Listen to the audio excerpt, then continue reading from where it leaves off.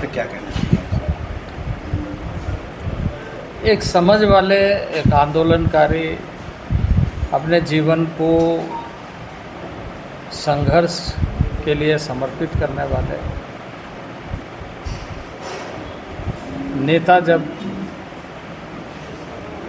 चले जाते हैं तो सबके लिए नुकसानदेह होता है, सबके लिए पीड़ादायक होता है। पिछले कई महीनों से अस्वस्थ चल रहे थे। मैं अस्पताल भी उनको मिलने के लिए गया था, गंगाराम अस्पताल में, और वहाँ के चिकित्सकों के साथ मेरा हमेशा संपर्क रहता है।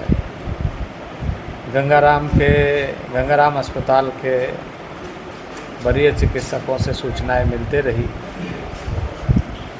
और काफ़ी संघर्ष के बाद भी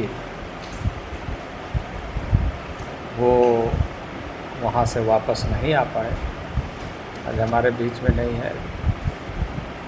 झारखंड के लिए बहुत बड़ी क्षति मैं मानता हूँ। व्यक्तिगत रूप से कई वर्षों तक उनके साथ, उनके नेतृत्व में काम करने का मौका मिला।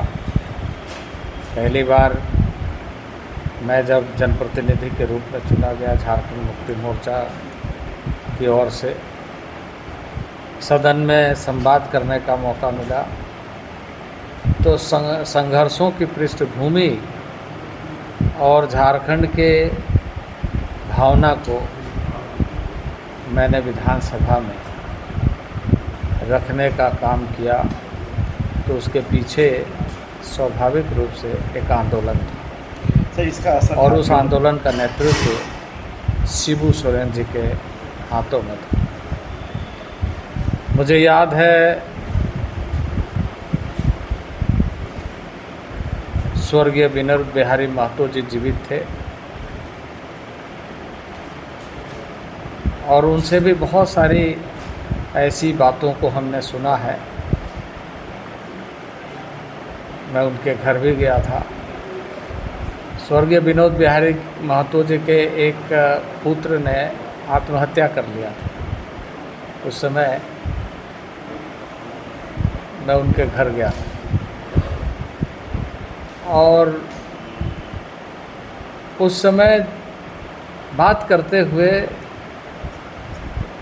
दो महत्वपूर्ण नेताओं को, स्वर्गीय विनोद बिहारी महतो और शिबू सोरेन जी, कि किस तरीके से यहाँ की आवाज़, और ख़ास करके उन दिनों में विस्थापितों की लड़ाई, एक तरफ विस्थापितों की लड़ाई स्वर्गीय विनोद बिहारी महतो लड़ रहे थे, दोनों तरह से, आंदोलन के बल पर भी, आंदोलन के साथ, और दूसरा कानूनी लड़ाई, क्योंकि बहुत सारे लैंड एक्विजिशन के बाद मुआवजा का विषय कोर्ट में लंबित होता था। और शिबू सोरेन जी महाजनी आंदोलन से पूरे झारखंड में जन समुदाय को जगाने का काम